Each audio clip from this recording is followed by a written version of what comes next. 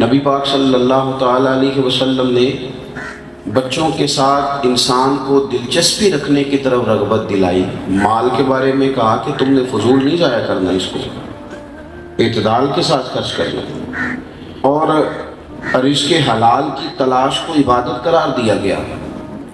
ساری چیزیں اپنی جگہ موجود ہیں، لیکن ساتھ یہ بھی حکم دیا، آپ غور کریں گے جو میں نے تمہید باندھی ہے اس پر، کہ یہ اللہ کی نعمت بھی ہے، اس پر توجہ جائز طریقے سے دینے کا حکم بھی ہے، لیکن ساتھ یہ بھی فرمایا کہ یا ایھا الذین آمنوا لا تلہکم اموالکم ولا اولادکم عن ذکر اللہ۔ فرمایا ایمان والو، تمہارا مال اور تمہاری اولاد کہیں تمہیں اللہ کے ذکر سے غافل نہ کر دے۔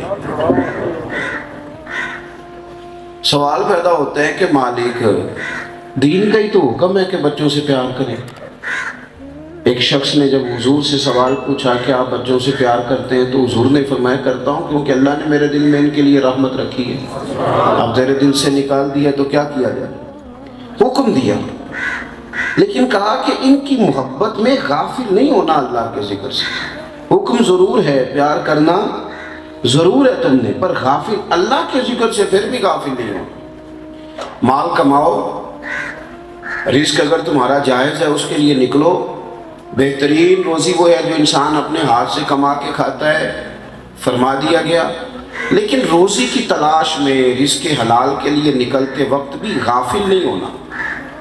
اور فرمایا وَمَن يَفْعَلْ ذَلِكَ، جو ایسا کرے گا فَأُولَٰئِكَ هُمُ الْخَاسِرُونَ، یہ لوگ بڑے نقصان میں ہیں، گھاٹا کھائیں گے یہ لوگ۔ آپ یعنی وہ جائز محبتیں جو کرنے کی اجازت ہے، وہ جائز کام جو کرنے کی اجازت ہے، اس میں بھی کہا گیا کہ کرو ضرور، پر غافل ہو کے نہ کرنا۔ ایسا نہ ہو کہ تم کھو جاؤ۔ پیار کرو بچوں کے ساتھ، لیکن بچوں کے پیار میں کھو کے نماز چھوڑنے کی اجازت نہیں۔ بچوں سے پیار کرو، پر بچوں سے پیار کرتے کرتے تمہیں یہ اجازت نہیں کہ اب تم بچے کی شادی آئے تو بینڈ باجا بھی بجاؤ۔ بچوں سے پیار کرو، پر تمہیں یہ اجازت نہیں ہے کہ بچے کی مہندی آئے تو اس میں ساری غیر شرعی حرکتیں کرو۔ پیار کرو، لیکن اس پیار میں غافل ہونے کی اجازت، اس میں غفلت کی طرف تم اللہ کی یاد سے غافل ہو جاؤ، یہ ہو نہیں سکتا۔ مال کماؤ، ڈیوٹی پہ جاؤ، ہاتھ پھیلانا شریعت نے پسند نہیں کیا، کما کے کھاؤ، لیکن ایسا نہ ہو کہ دکان کھلی ہو اور نماز تمہاری قضا ہو جائے۔ یہ نہ ہو کہ تم ڈیوٹی پہ تو وقت پہ جاؤ، صبح اگر 8 بجے دفتر جانا ہے تو تمہارا 7:30 تو الارم بجے، لیکن 6:15 جماعت ہے تو 5:30 بجے ہی نہ۔ یہ طریقہ درست نہیں۔ یہ جائز، بالکل جائز چیزوں میں بھی کہا اعتدال سے چلو، غافل ہونے کی اجازت۔ اماں اپنی مرضی سے شادی کرتی ہے بچے کی، خود بہو پسند کر کے لاتی ہے۔ کئی مائیں ایسی ہیں جو اپنا زیور دے دیتی ہیں، کیسے نئے سرے سے بنوا کے میری بہو کو ڈال دو۔ وہ بڑی مشقت کر کے، بڑھاپا بھی ہو، بیماری بھی ہو، پھر بھی سارے کپڑے خرید کے لاتی ہیں، سارا کچھ کرتی ہیں، لیکن شادی کے بعد شکوہ کیوں کرتی ہیں؟ وہ شکوہ اس لیے کرتی ہیں کہ ماں تو بوڑھی ہو تو وہ کہتی ہے جلدی شادی کر لے، میں کہیں مر نہ جاؤں، لیکن بعد میں وہ شکوہ کیوں کرتی ہے؟ شکوہ اس لیے کرتی ہے کہ تیری شادی ضرور کی تھی، تیرا گھر ضرور بسایا تھا، پر یہ تو نہیں نا کہ اب بیاہ ہو گیا تو اماں سے غافل ہو جائے۔ بیاہ کر، گھر بسا، لیکن تو اماں سے غافل ہو گیا۔ یہ غفلت درست نہیں۔ ہم نے یہ کیا ہے کہ ہم نا کچھ شغل مغل میں لگ گئے ہیں، ہماری زندگیاں تھوڑی تھوڑی غفلت کا شکار ہو گئی ہیں۔ اگر کوئی لوگ کپڑے اور بال اور رنگ روپ سنوارنے والے تھے تو انہوں نے اسی کو مشغلہ بنا لیا، بس وہ ان کی ساری زندگی یہی ہے کہ کپڑے کیسے اچھے بنانے ہیں، میں نے بال کہاں سے بنوانے ہیں، میں نے یہ غفلت ہے۔ صاف ستھرا کپڑا پہننے کا حکم ہے اسلام میں، لیکن آپ اسی کام لگ جائیں، یہ غفلت ہے۔ میرے عزیز، حکم ہے آپ کو خوش طبع کرنے کا، مسکرانے کا۔ صحابہ کرام علیہم رضوان فرماتے ہیں کہ پہلے دن حضور مدینے آئے تو ہم نے مسکراتے دیکھا، اور آخری دن بھی جس کی حضور سے بظاہر ملاقات ہوئی اس نے بھی مسکراتے ہی دیکھا۔ مسکراتے رہنا حضور کا طریقہ ہے، لیکن شغل مغل ہی بنا لینا، ہر وقت مذاق ہی کرنا، ہر آدمی سے فری ہونے کی کوشش کرنا، یہ غفلت ہے۔ آپ کا اصل کام رہ جائے گا، آپ کی سنجیدگی رخصت ہو جائے گی۔ آپ کوئی کام بھی کریں لیکن وہ کام کرتے ہوئے اللہ رسول سے غافل نہ ہوں۔ دیکھیں نا، میری طرح کے لوگ ہیں، نعت پڑھتے ہیں، تلاوت کرتے ہیں، واز کرتے ہیں، یہ بھی دین کا کام ہے، لیکن وہ یہ کام کرتے کرتے اگر اپنے وظائف سے غافل ہو جائیں، ان کو یاد ہی نہ رہے کہ کتنے دن ہو گئے میں نے ایک سپارہ بھی نہیں پڑھا، ان کو یہ خیال ہی نہ ہو کہ یار میں نے خود تو ایک تسبیح نہیں کی درود پاک کی، زمانہ گزر گیا میں نے تو نفل ہی نہیں پڑھے، تو یہ غفلت ہے۔ آپ کوئی بھی کام کریں، سفر کریں، کچھ بھی کریں، لیکن آپ غافل نہ ہوں۔ ہم غافل ہو گئے ہیں۔ میں بڑے درد سے یہ بات عرض کرتا ہوں، میں محفل کرانے والے لوگوں سے کہا کرتا ہوں کہ محفل ہے، اسے شوگر میلہ تمہیں نہ بناؤ۔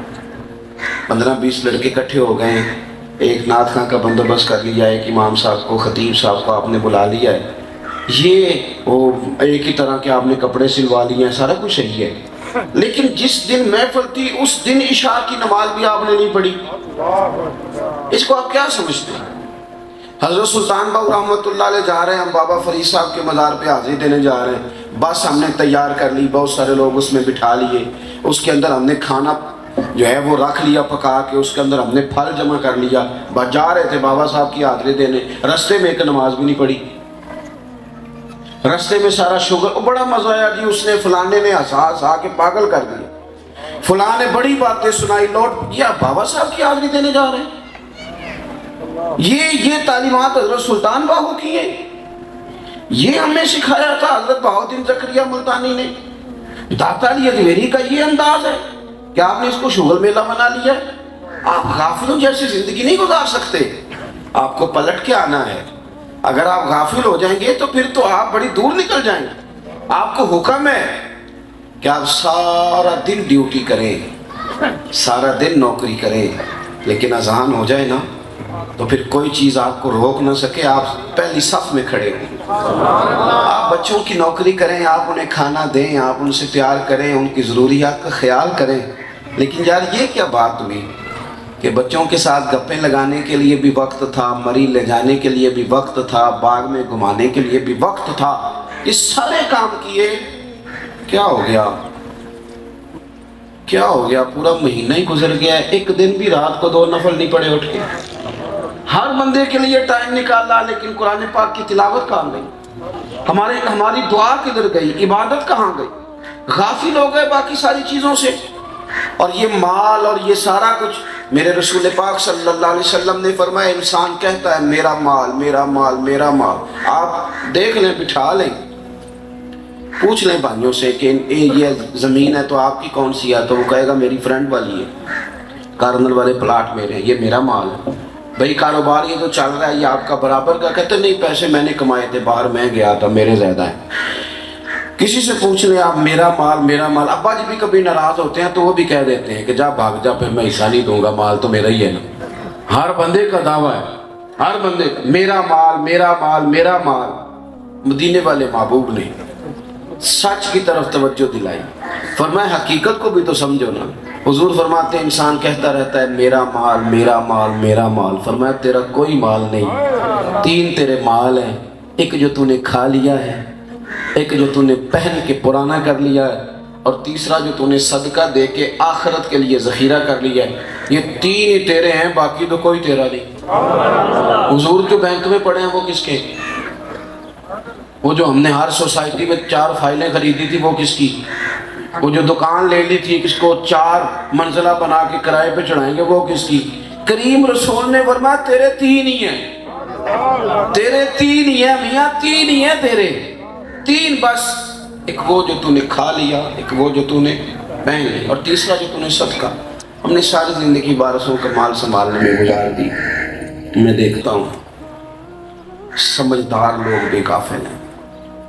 رونا آتا ہے بعض لوگوں کو دیکھ کے کہ یہ سیانا بندہ ہے، اسے پتہ ہے کہ دعا کرنی چاہیے، اسے پتہ ہے استغفار پڑھنی چاہیے، یہ سیانا بندہ ہے، اس کو قرآن پاک آتا ہے، اسے پتہ ہے کہ منزل پڑھنی چاہیے، یہ سمجھدار آدمی ہے، اس کو پتہ ہے کہ مجھے اللہ اللہ کرنی چاہیے۔ رونا آتا ہے کہ یار یہ توجہ ہی نہیں کر پا رہا، اتنے غافل ہو گئے، دور نکل گئے لوگ۔ اور پھر ہم روز دیکھ رہے ہیں جنازے اٹھ رہے ہیں، قبرستان آباد ہو رہے ہیں، ہمارے اپنے ہمیں چھوڑ کے جا رہے ہیں۔ اپنے ہارون رشید نے کہا تھا حضرت بہلول دانا سے کوئی نصیحت کر دے، آپ فرمانے لگے تیرے والد کہاں ہوتے ہیں؟ ہارون رشید کہنے لگے بغداد کے قبرستان میں۔ فرمایا تیرے دادا کا قبرستان میں، تیری والدہ اور دادی کا قبرستان میں۔ فرمایا تیرے 2 بھائی بھی ہوتے تھے قریبی، اس نے کہا حضور وہ بھی قبرستان میں۔ تو حضرت بہلول دنا اٹھ کے جانے لگے تو ہارون رشید کہنے لگا حضور میں نے کہا تھا نصیحت کر دیں، تو آپ فرمانے لگے جس نے اتنے جنازے پڑھے ہوں اسے میں کیا نصیحت کروں؟ اتنے جنازے جس نے پڑھے میں اب نصیحت کروں؟ اتنے لوگوں کو تو گھر سے نکال کے چھوڑ آیا قبرستان میں اور میں نصیحت کروں؟ کب عبرت پکڑنی؟ غفلت کی زندگی سے باہر کب آنا؟ کب ہم لوگوں نے یہ سمجھنا ہے کہ یار ہماری نمازیں قضا ہیں ہم نے پوری کرنی تھی، ہمارے بہت سارے معاملات وظائف رہ گئے ہم نے ادا کرنے تھے، ہم نے کئی جگہ پہ زکوٰۃ صحیح نہیں دی وہ ہمارا قرضہ ہے وہ ہم نے چکانا ہے، بہت سارے حقوق و لباس ہمارے ذمے تھے ہم توجہ نہیں کر رہے، ایسے جوانوں کی طرح غافلوں کی طرح زندگی گزار رہے ہیں۔ ہم سوچتے ہیں کہ پتہ نہیں کتنا لمبا وقت ہمارے پاس موجود ہے۔ غافل نہ بنے، غافل۔ معذوری شریعت میں معاف ہے، معذوری معاف ہے، مجبوری معاف ہے، لیکن جو غافل ہو گیا تو غافل ہو گیا۔ مجھے ایک صاحب نے، میں نے ان سے کہا تھا مجھے ملنا، تو اگر انہوں نے مجھے یہ کہہ دیا نا کہ مجھے مجبوری بن گئی آ نہیں سکتا، تو ٹھیک ہے مجبوری بن جاتی ہے۔ اگر اس نے کہا کہ مجھے کوئی معذوری ہو گئی یا بیمار ہو گیا ہوں تو ٹھیک ہے ہو جائے، لیکن اگر اس نے کہا مجھے یاد ہی نہیں رہا، او ہو آپ کے ساتھ 9 بجے کا ٹائم سیٹ تھا، او ہو مجھے یاد ہی نہیں رہا، تو یہ تکلیف والا مسئلہ ہے، یہ معاملہ تکلیف والا ہے۔ میں اسے کہوں گا آج کے بعد نہ آنا، تم نے غفلت کر دی، تم نے ہمیں سمجھے کچھ نہیں، تم بھول ہی گئے۔ معذوری مجبوری مسئلہ اور ہے، تو بھول گیا تو کیا سمجھتا ہے؟